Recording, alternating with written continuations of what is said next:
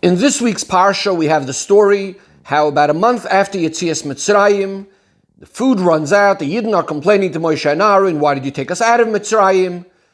We don't have any food, etc., etc. So the Pasuk says, Vayomer Moshe v'Aaron al kol b'nei Yisrael, Moshe and Aaron say to the b'nei Yisrael, Erev yidatem ki Hashem hoitzi eschem me'eretz Mitzrayim, in the evening you're going to know that Hashem took you out of Mitzrayim, uboiker, in the morning, or Isam is Kvod Hashem, you're going to see the glory of Hashem, that Hashem has heard all of your complaints. Now here we find something very, very interesting in Rashi. Rashi is going to tell us something on this pasuk, and in the very next pasuk, Rashi seems to be saying the same thing again. So on this pasuk, Rashi says, what are Moshe and Aaron telling the Bnei Yisrael? Erev v'yedatem, in the evening you're going to know that Hashem is the one that has the ability to give you everything you need, but Hashem is not going to give it to you with panim me'iris, with a shining face, because you asked it in an inappropriate way. You asked it with a full stomach, which, as the Rebbe brings later from the Mefarshim, means you had your own plenty of animals anyways. Whereas the bread that you had asked something that you need, when it comes down in the morning, you're going to see the glory of Hashem, because He's going to give it to you in a loving way. He's going to give it to you in a time when you have enough time to be able to prepare it. It's also going to come down with the tal, dew, both above and below. It's going to be like lying in a box. Now, the very next pasuk says, Vayomer Moshe, Moshe says, when Hashem is going to give you in the evening meat to eat and in the morning bread to be satisfied, because Hashem heard your complaints.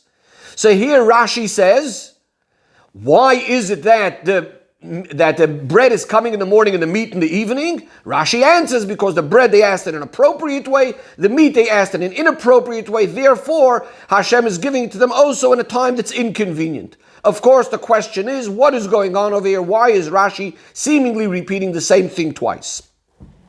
The Rebbe goes through many, many other diyukim, differences between the two Rashis as well.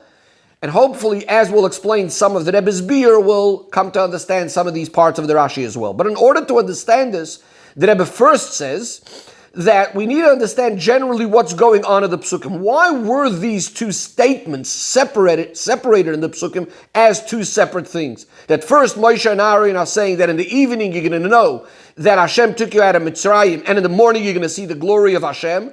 And the very next pasuk starts off with saying, in the evening you're going to have the meat, in the morning you're going to have the bread. Why was this divided as two separate statements? Why couldn't have this all been said together? In the evening you're going to have the meat, you're going to know that Hashem took you out of Mitzrayim. In the morning you're going to have the bread, you'll see the glory of Hashem. We also find something very interesting, that the first statement is being said both by Moshe and by Aaron, and the second one is being said just by Moshe himself. So what's going on over here? So the Rebbe says that really what these psukim are addressing are two different things. And that is, Hashem is responding to two things that are going on. There's one thing, the physical needs of the Yidden. And Hashem is going to be establishing what was really important, what is really part of their necessities, and what is not part of their necessities. This is going to be more related to the second statement that Moshe is speaking directly to the Yidden.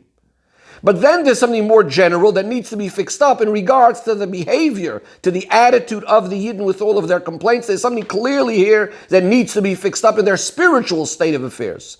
And this is really the difference between these two statements of the Psukim and what Rashi is saying.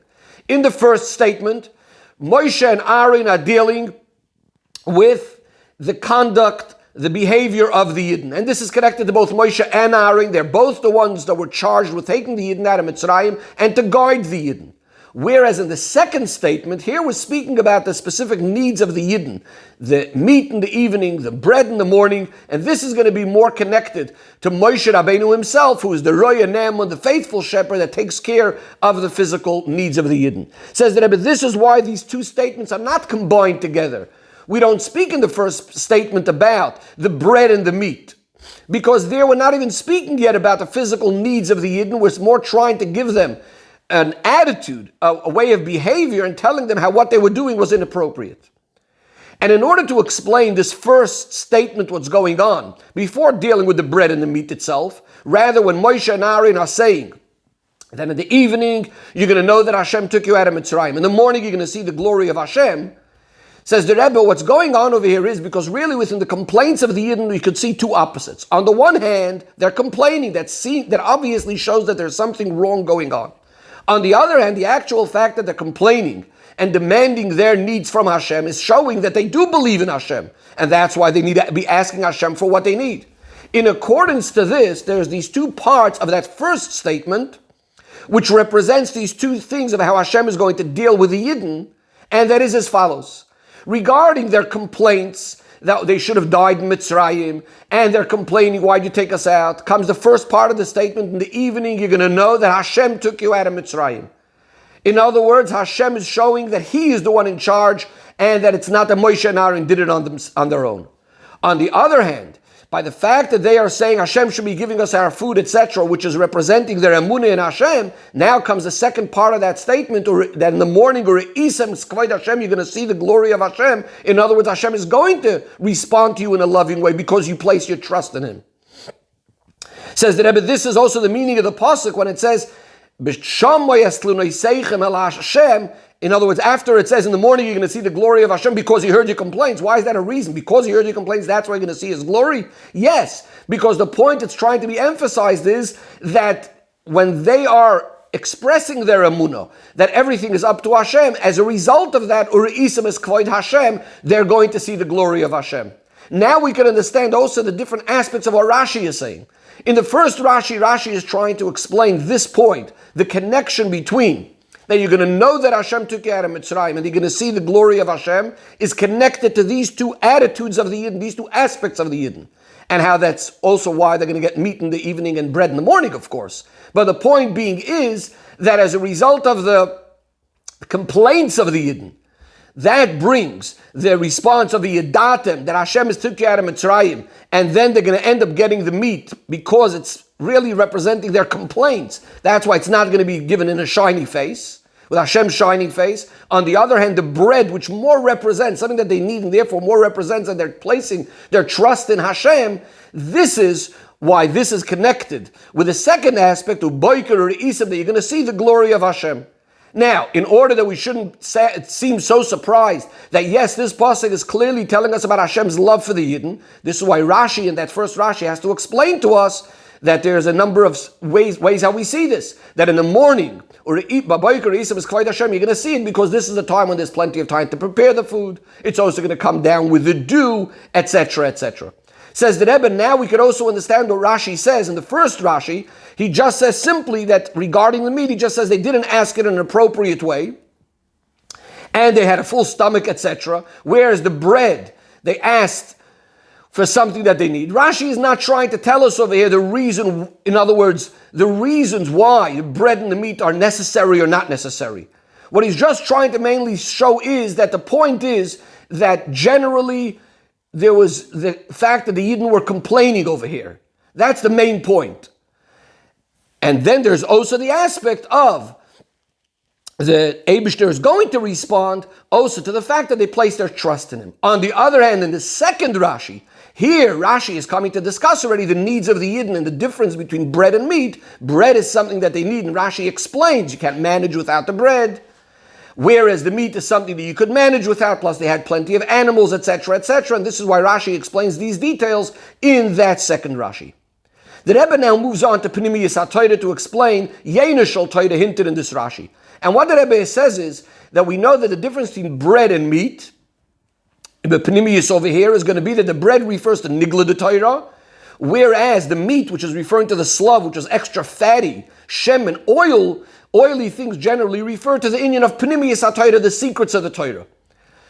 Now, the fact that it's oily meat means that meat is something that we do eat, and it has a flavor. In other words, it's Pnimiyus HaTorah, that it's coming down in a way that we should be able to understand it with our seichel as well. Now, although it's true that the mun, which comes from Shemayim, also represents Pnimiyus HaTorah, however, the mun that came as bread more represents the Nigla de Torah, the way it's being clothed in Pnimiyus HaTorah, whereas the fatty meat is representing Pnimiyus HaTorah on its own.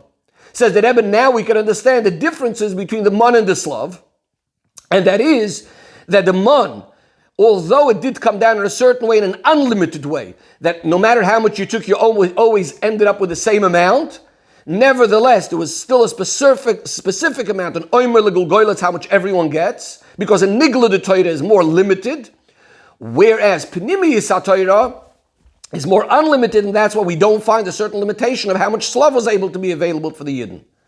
Another difference is that the man we know didn't come down on Shabbos, although the bracha for the man above came on Shabbos. As opposed to the slav, says the Rebbe, according to Rashi, actually started on Shabbos itself, which again, Shabbos is a day associated specifically with the inyan of Pnimiyas HaTorah. So now let's see what Rashi says as far as the bread was l'tzoirech, was something that they need, an appropriate request. You can't manage without bread, as opposed to the slav. Says the Rebbe, because without nigla de Torah you can't manage, you need to have it for actually knowing the practical halachas of how to behave.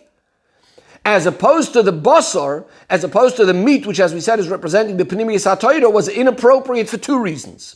Says the Rebbe, number one is because, as Rashi says, harbe behemus hoyelem, they had plenty of animals. Now generally, behema is much more materialistic.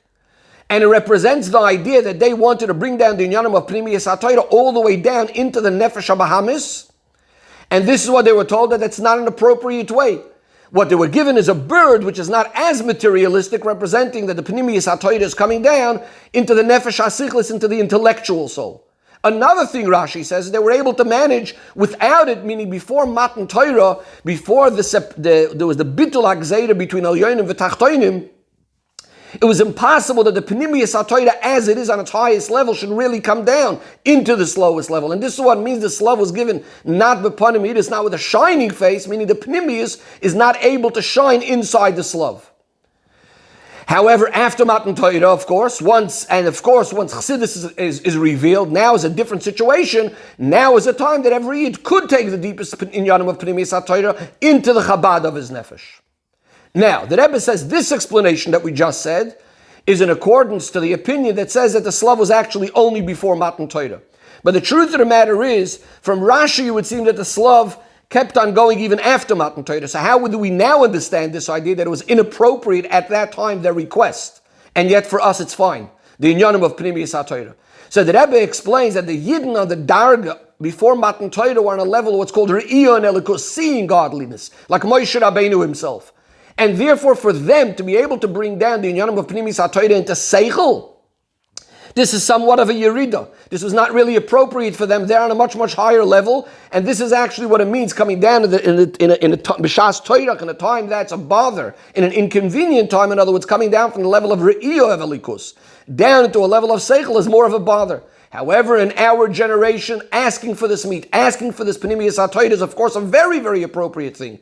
And in fact, it's specifically through the inyan of Pnimiyas HaTorah that, as we say, Amos HaKa'asi Mar, when is Mashiach going to come? Specifically, by the spreading of Chassidus, bringing down Chassidus down into the lowest places.